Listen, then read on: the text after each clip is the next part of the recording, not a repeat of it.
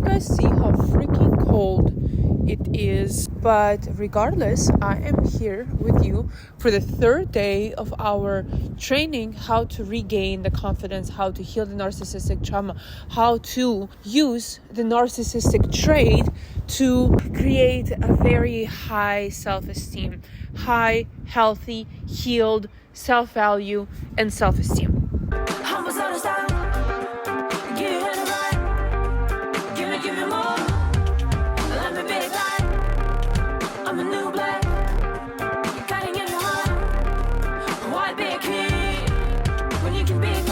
So let me get into my notes for our third lesson. The exercise that we did yesterday, that I gave you yesterday, about what would you do with the high self-esteem, right? What can happen negatively? What are you not doing now that you would be doing if you had high self-esteem? As you can see, for you, one of the most common thing here is the fear of failing or the fear of damaging the relationship in your life.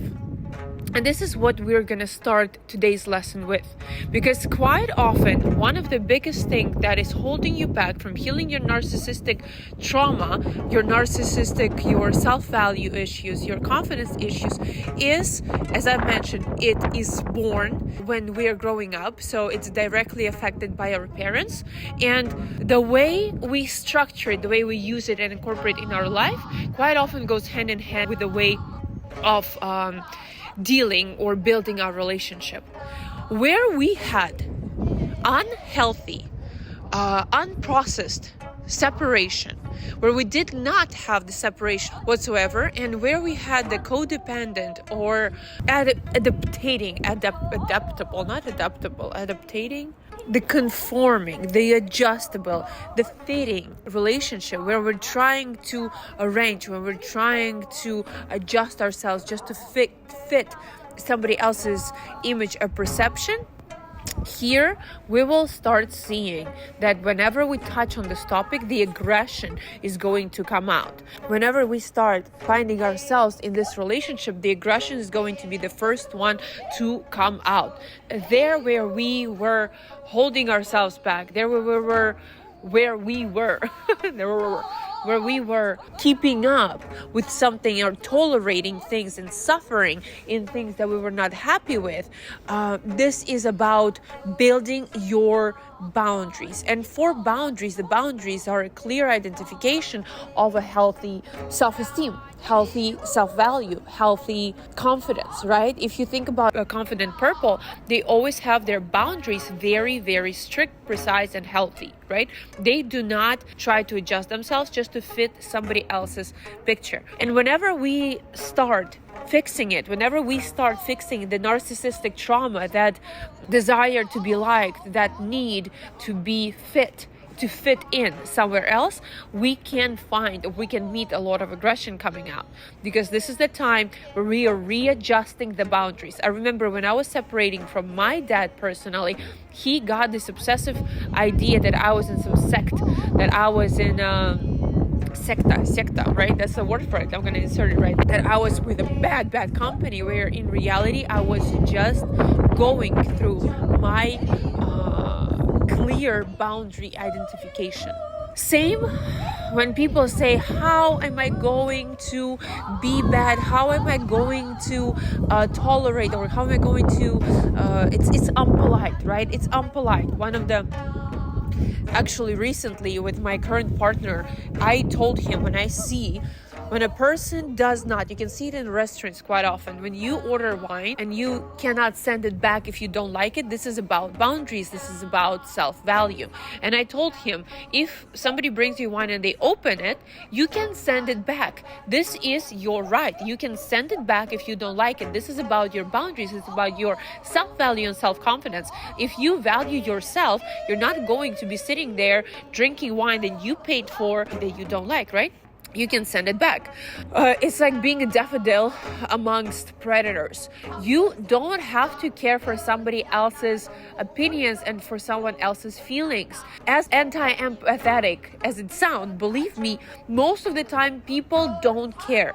If people actually learned how to put themselves first, how to build this confidence, how to build this self-value, it is going to minimize issues in the world so fast, because everyone is focused on what they're doing. And regardless, if you think that you are helping somebody by not creating your boundaries, this is not true, because the aggression that your body is feeling at that moment, and which is not released, it doesn't go anywhere. You cannot lie to your body. This is a narcissistic neurosis of being liked. This is what we are talking about here.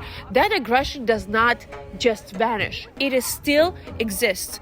And what happens to it if we don't show it, if we don't broadcast our feelings? It can go into retroflexion. And retroflexion is when this aggression that we are feeling that does not go anywhere, that is still there, when you sit there and cannot send the bottle of wine back, but you're sitting there drinking the wine that you don't like. You're angry at yourself, you're angry at the waiter, you're angry at the restaurant, but you're not releasing it towards satisfying your need. You're retroflexing it back onto yourself. And some of the things that you can find or catch retroflexion is biting your nails. Do you do that? Is damaging your body, like picking on your skin. It's feeding yourself more. Sometimes it can manifest as a broken foot. It might sound accidental, it might feel like it's an accident, whereas in reality it is not. This is retroflexion. It's that aggression that have not been released towards identifying and clearing your boundaries in the external world, and it got sent back onto you, and you ended up hurting yourself, consciously or unconsciously. What you can do with this aggression is try to incorporate, if you can find yourself and you recognize yourself in what I am describing right now, find some sports where you can release this aggression naturally and organically, like boxing, like martial arts, like shooting. Just go out and release this aggression. If you know that yet, as of now, as of in this moment, you do not know how to establish those boundaries correctly and communicate that aggression, you're still in the process of learning it, which I promise you by the end of this course, by the end of this mini training, you will have a much better understanding of what to do with it. But if you find yourself that you need something to help you at this moment, go and find places, the legalized places where you can release your aggression.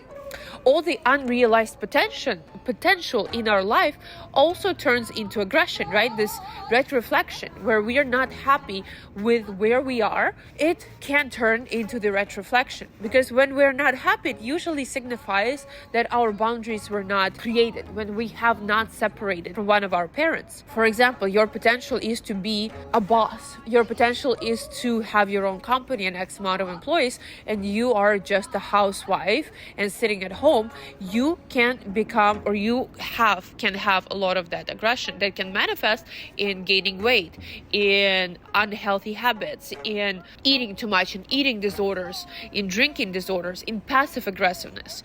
We will survive as a species, as a human being, only when we find the true ourselves, the true us.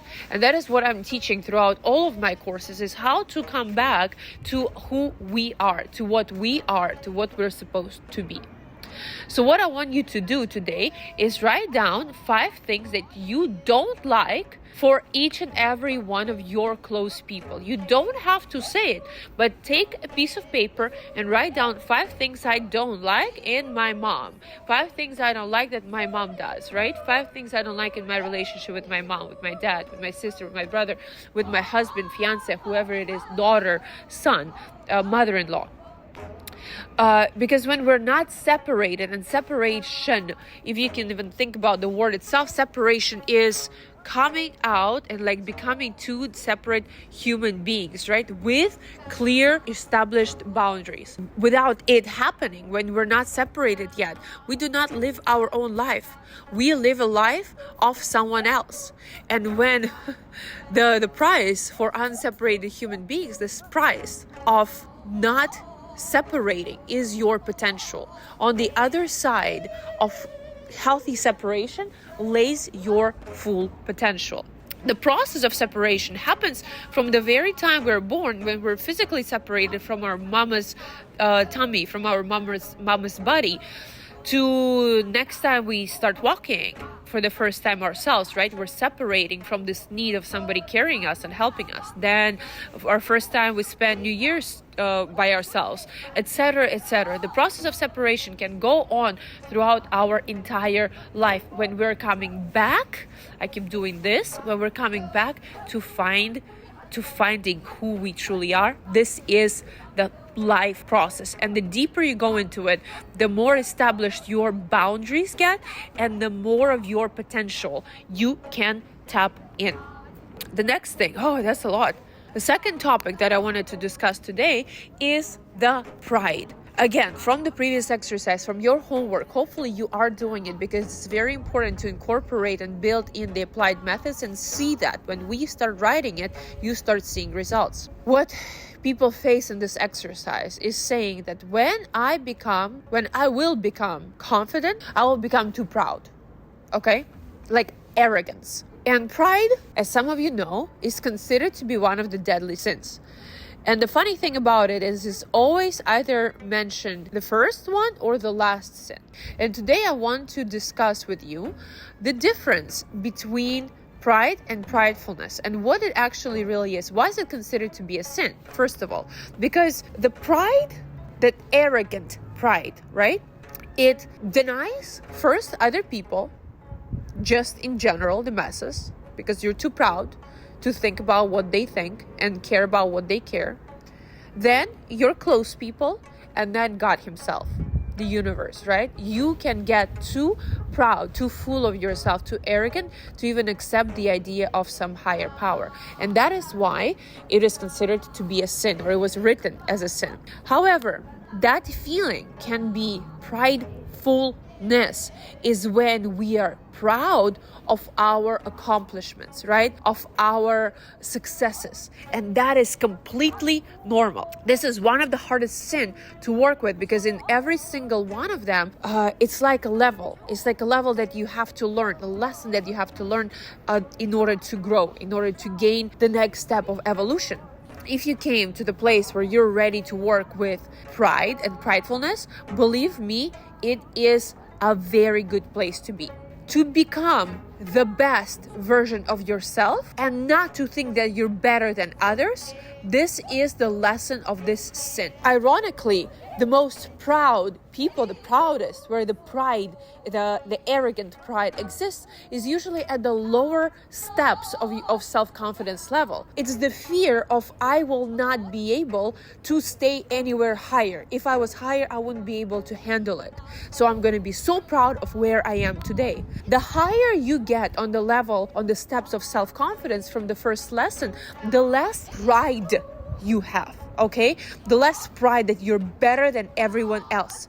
One of the things that I say here a lot, and I love it, people with the highest self-esteem, they're least proud people, because they honestly are so confident in themselves that they don't need that external evaluation.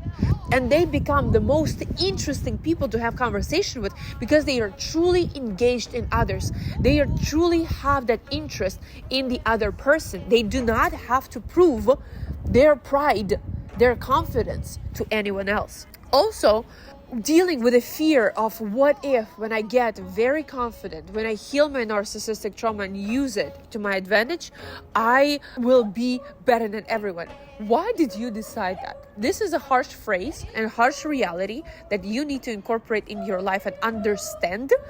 Is where did you decide that being the best version of yourself, you will be better than everyone else? Believe me, there will be others who are better, regardless if you're best or not, because you can only become the best version of yourself. And the third thing about this lesson that we want is worth discussing is the appearance, is how do we look. This is today's lesson, and today's exercise is going to be based on this easy structure. The appearance of how you present yourself in society goes hand in hand, is equivalent of confidence as well. even the underwear, even clean, good looking, expensive, nice, feel good underwear or lingerie. Of course, there are always the ups and downs. There are two sides of the coins. There are exceptions to this, like celebrities who sometimes allow themselves to go and look very bad in public. You can find these pictures of some celebrities in the yellow papers going out completely not caring about their appearance. Dirty hair, bad clothes, dirty clothes, etc., etc. Is this a sign of healthy psyche? No, not always. Sometimes it can be a manifest. It can be a meaning to accept their popularity and accept their fame. Meaning, if you love me when I'm all pretty, will you love me when I'm ugly? So it can be a psychological manifest that they're going through with that. However, if you're not a celebrity, if you are not followed by paparazzi every day, your tool, your must for a healthy and high self-esteem and value will always be showcased by your appearance in society, right? If I am healthy, if my mind is healthy, if I have a clear and healthy psyche, I care about my appearance. Bad signs here is when you don't have time to wash your hair, when you don't have time to take care of your nails, when you don't have time to clear your shirt, to clear your pants, to wash, whatever it is always a big red flag to take a look at what is going on in your psyche, in your mind, because it is a sign of unhealthy human mind. One of my things that my mom, for example, always asks me every morning when I wake up, I get in front of the mirror and I put on my makeup.